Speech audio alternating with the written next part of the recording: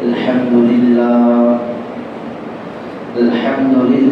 نحمده ونستعينه ونستغفره ونؤمن به ونتوكل عليه ونعوذ بالله من شرور أنفسنا ومن سيئات أعمالنا من يهده الله فلا مضل له ومن يضلله فلا هادي له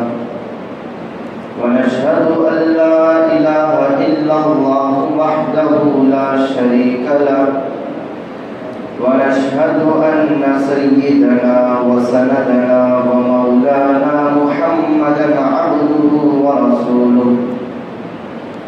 قال الله تبارك وتعالى في القرآن المجيد إن عدة الشهور عند الله 12 شهرا في كتاب الله يوم خلق السماوات والأرض منها 4 حرم صدق الله العظيم.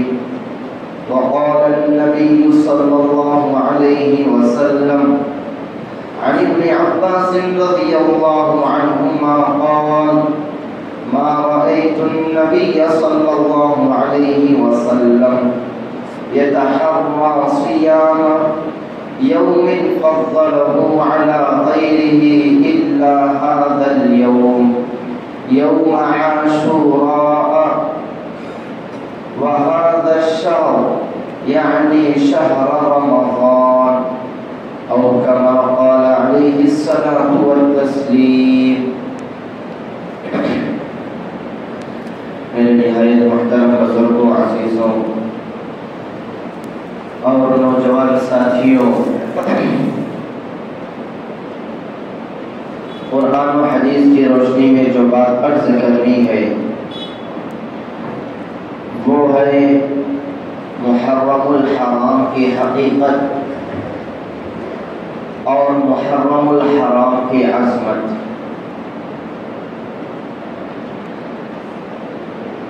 محترم حضرات، اسلامی مہینوں کے اعتبار سے یہ جو مہینہ چل رہا ہے وہ ہے محرم الحرام. محرم الحرام اسلامی سال کا اور اسلامی مہینے کا سب سے پہلا مہینہ کہلاتا ہے، اور محرم الحرام کا معنی نہایت ہی عظمت والا، احترام والا اور قابل تعظیم والا مہینہ ہے. اور اس مہینے کا جو احترام ہے، جو عظمت ہے اور جو شرافت اس مہینے کی ہے، وہ شرافت، وہ احترام، وہ عظمت اللہ تبارک و تعالی نے جس دن آسمان و زمین کو پیدا کیا اس کے بعد فوراً وہ عظمت عطا فرمایا محرم الحرام کے مہینے کو. اس لیے کہ قرآن کریم میں اللہ تبارک و تعالی فرما رہے ہیں ان عدت الشہور عند اللہ 12 شهرا في كتاب الله يوم خلق السماوات والأرض منها 4 حرم. کہ جس دن اللہ تبارک و تعالی نے آسمان و زمین کی اور اس کے درمیان والی چیزوں کی تخلیق فرمائی، پیدا فرمایا، تو اسی دن اور اسی وقت مہینوں کی بھی پیدائش اور مہینوں کی بھی گنتی فرما دی اللہ تبارک و تعالی نے کہ 12 مہینے ہیں اور اس میں سے منہا 4 حرم، ان میں سے 4 مہینے عظمت والے ہیں، احترام والے ہیں. یہ قرآن کریم کے اندر یہ آیت موجود ہے اور یہ احترام اور عظمت قرآن کریم کے نزول سے پہلے اللہ تبارک و تعالی نے عطا فرمائی ہے. کئی ہزار سو سال پہلے، اور ان میں سے 4 مہینے جو احترام والے عظمت والے ہیں وہ ہے ذوالقعدہ، ذوالحجہ، محرم، اور ادھر رجب المرجب کا مہینہ ہے۔ یہ اتنے احترام اور قابل عظمت والے مہینے 4 مہینے ہیں کہ زمانے جاہلیت میں بھی کفار مکہ اور کافر حضرات اگر تجارت کا سفر کرنا چاہے اور یہ ملک سے دوسرے ملک کو جانا چاہے تو ان مہینوں میں چلا جایا کرتے تھے، اس لیے کہ ان 4 مہینوں میں ان کے یہاں بھی قتل و قتال کرنا، جنگ کرنا، لڑائی کرنا منع تھا، حرام تھا۔ ان 4 مہینوں کی عظمت کافروں کے دلوں میں بھی بیٹھی ہوئی تھی، اس لیے ان 4 مہینوں میں وہ پرامن ہو کر اور سکون اور اطمینان کے ساتھ اپنا تجارتی سامان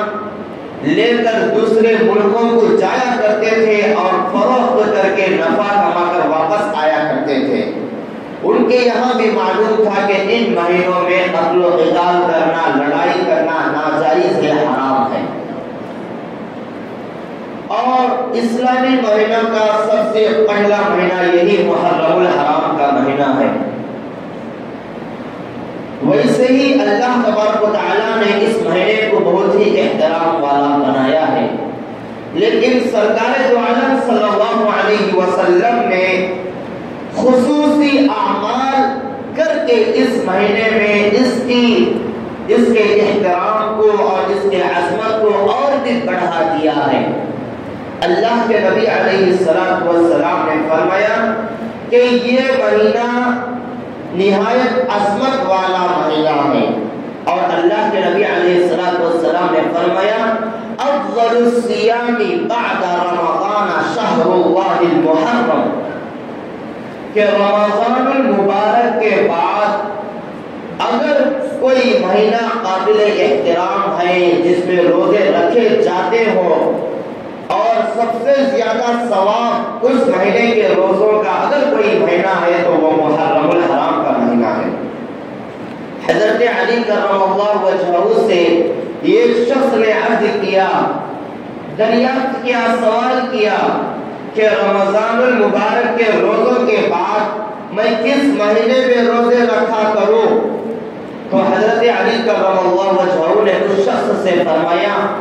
کہ اللہ کے نبی علیہ السلام کے سامنے اللہ کے نبی کے دربار میں یہ شخص حاضر ہوا اور یہی سوال کیا کہ رمضان المبارک کے بعد کن روزوں کی فضیلت زیادہ ہے اور کن مہینوں میں روزے رکھنا اچھا ہے؟ تو اللہ کے نبی علیہ السلام نے فرمایا افضل الصیام بعد رمضان شہر اللہ المحرم، کہ رمضان المبارک کے روزوں کے بعد سب سے بابرکت اور فضیلت والے روزے محرم کے مہینے کے روزے ہیں۔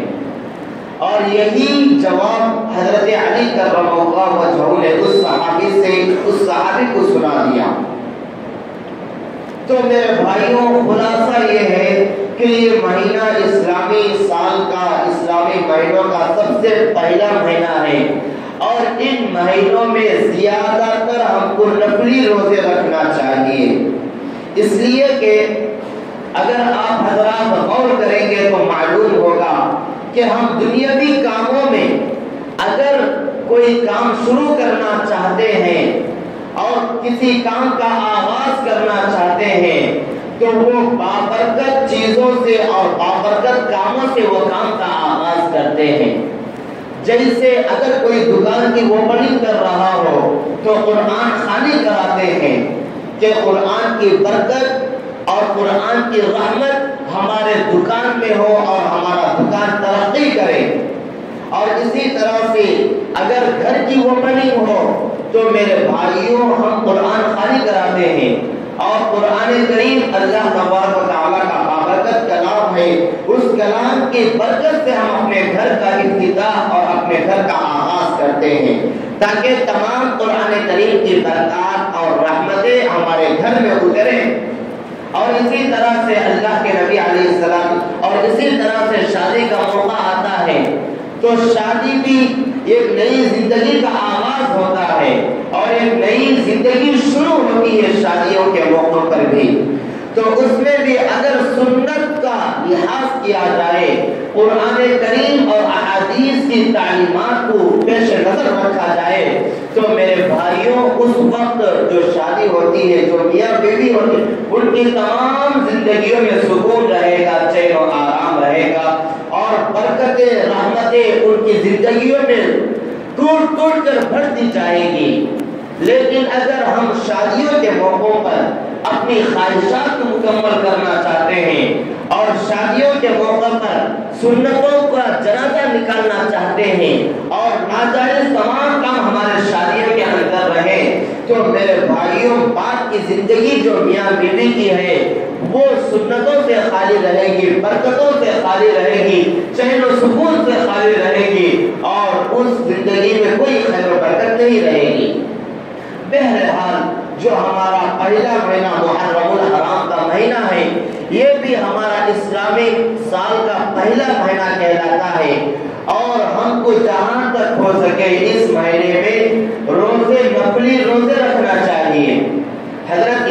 امام ابو بکر جساس رحمت اللہ علیہ فرماتے ہیں جو عصمت والے احترام والے جو 4 مہینے ہیں ان کا خلاصہ کرتے ہوئے فرماتے ہیں کہ ان 4 مہینوں میں اگر کوئی بندہ نیکی کرتا ہے، ثواب کا کام کرتا ہے اور زیادہ سے زیادہ نیکیاں کرتا ہے تو دیگر جو 8 مہینے ہیں ان مہینوں میں بھی نیکیوں کی توفیق اس بندے کو ملتی رہتی ہے. اگر کوئی بندہ ان 4 عظمت والے مہینوں میں گناہوں سے اپنے آپ کو بچا کر رکھتا ہے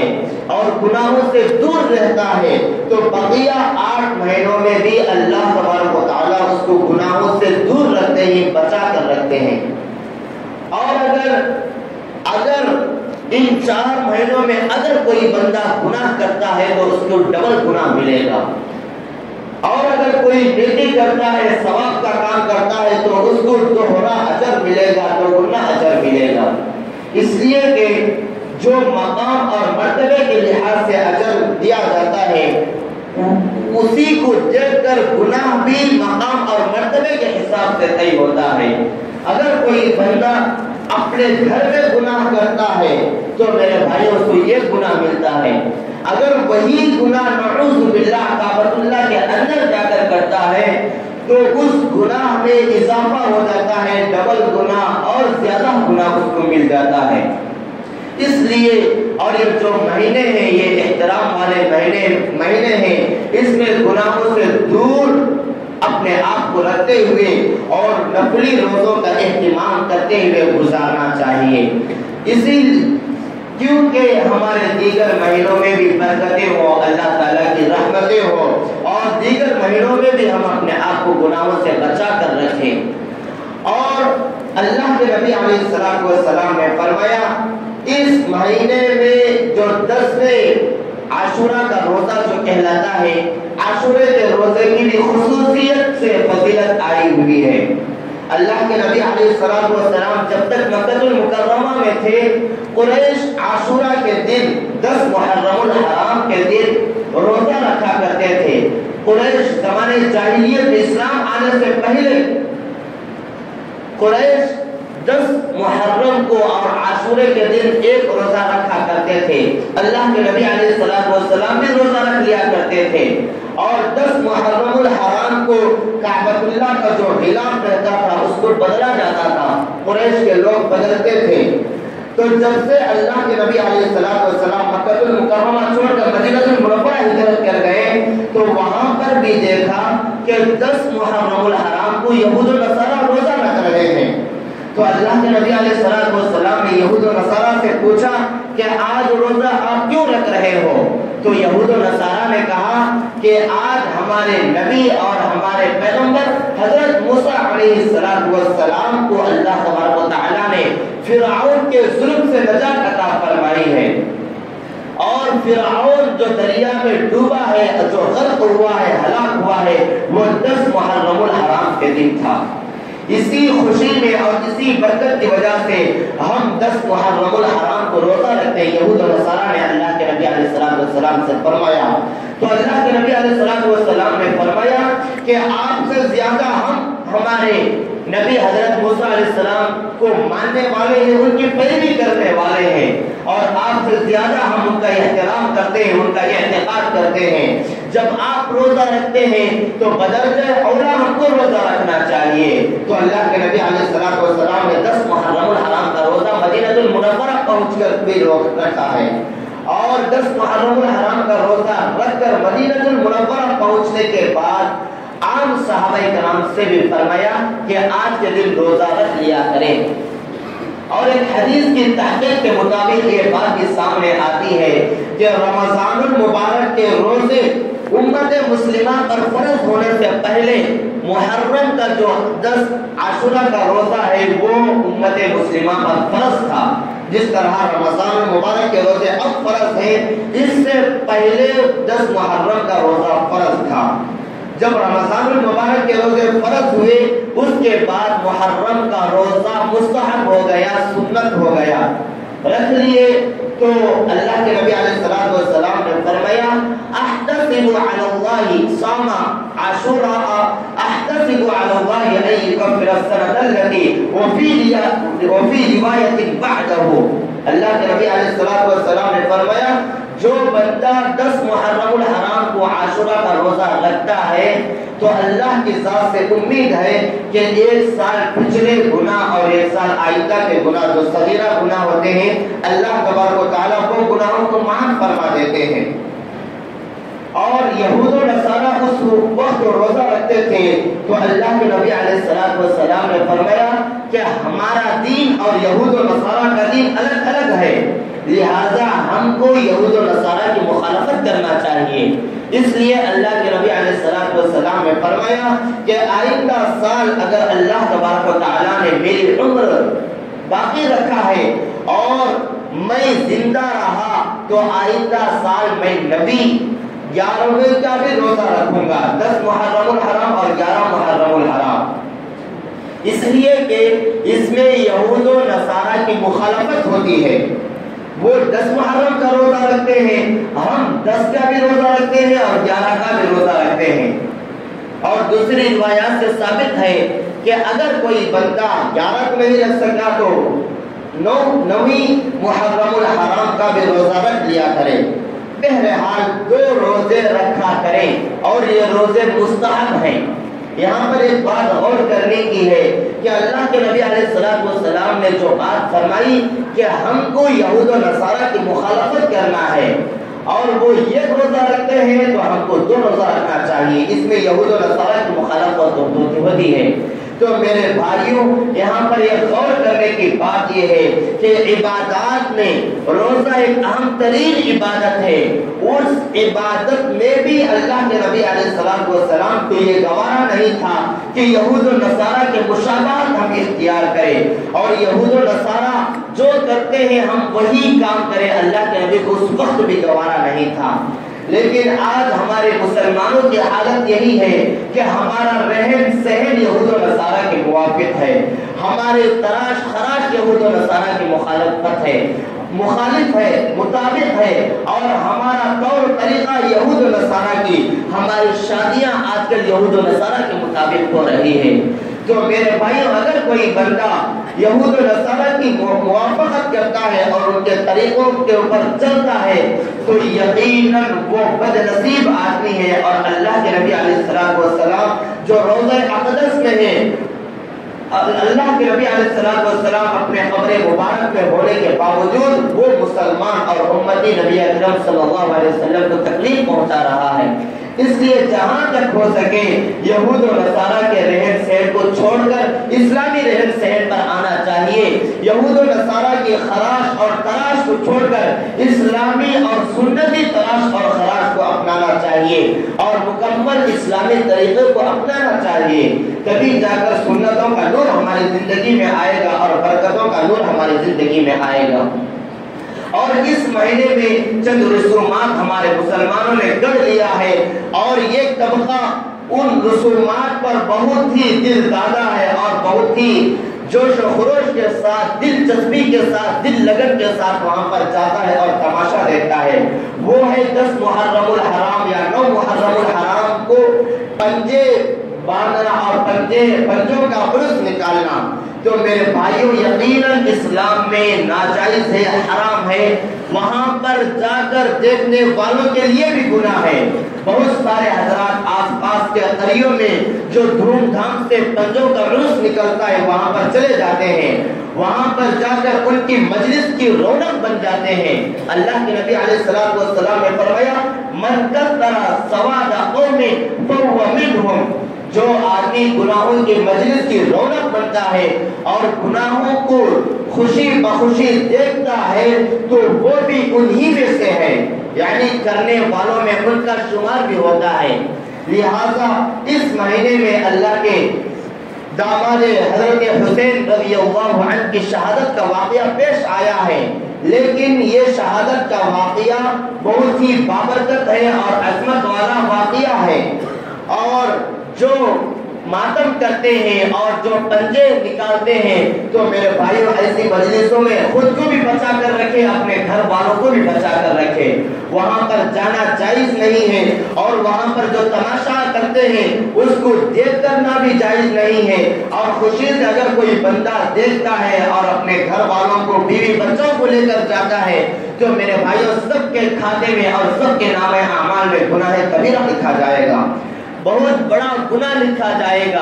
और ये हजरत हुसैन रज़ियल्लाहु अन्हु के आशिक नहीं है बल्कि बागी है। हजरत हुसैन रज़ियल्लाहु अन्हु के मेरे भाइयों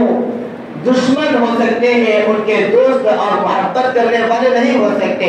इस तरह के जलसे जुलूस निकालना हजरात सहाबा इकराम रिज़वानुल्लाहि अलैहिम अजमाइन का तरीका नहीं है, बल्कि सहाबा के तरीके को अपनाना चाहिए। और वहां पर जाकर जो जलसे जुलूस निकालते हैं वो बिल्कुल फराइज को छोड़ने वाले होते हैं, सुन्नतों का जनाजा निकालने वाले होते हैं। तो मेरे भाइयों, वहां पर जाना, गुनाहों की मजलिस को गर्म करना और गुनाहों की मजलिस को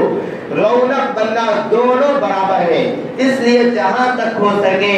10 मुहर्रमुल हराम को और 9 मुहर्रम या 11 दो रोज़े मुस्तहब है, रख लिया करें। इसकी बहुत बड़ी फजीलत आई है। और अल्लाह के नबी अलैहिस्सलातु वस्सलाम ने फरमाया,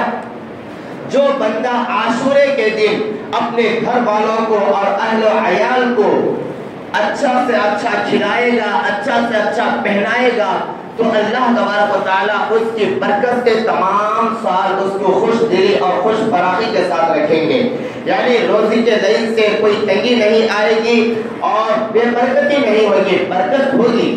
इसलिए 10 मुहर्रमुल हराम को आप सब हजरात अपने घर में उम्दा से उम्दा पकाए और उम्दा से उम्दा खाए और फराइज को अंजाम दे। और ज्यादा अगर हो सके तो कुरान शरीफ पढ़कर और नफली रोजे रखकर इसके सवाब को हजरत हुसैन रज़ियल्लाहु अन्हु को पहुंचा दीजिए।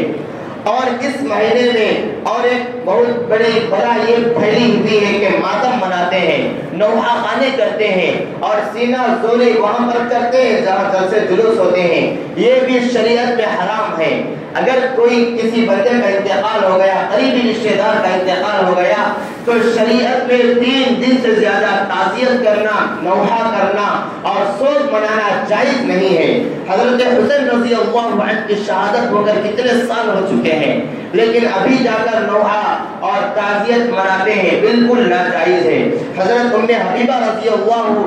अन्हा जब उनके करीबी रिश्तेदार का इंतकाल हुआ तो हजरत उम्मे हबीबा रज़ियल्लाहु अन्हा ने ये इत्र की डब्बी मंगाई और इत्र मंगाकर अपने जिस्म के ऊपर लगाया और फरमाया कि ये इत्र लगाना मुझे जरूरत नहीं है, लेकिन मेरे जो करीबी रिश्तेदार का इंतकाल हुआ है 3 दिन हो गए हैं और 3 दिन से ज्यादा सोग मनाना जायज नहीं है, मैं ये बात बतलाना चाहती हूँ। इसलिए मेरे भाइयों, इस तरह की मजलिसों में न जाएं। और इस महीने में हमारे बहुत सारे हजरात शादी करने से और शादी की तारीख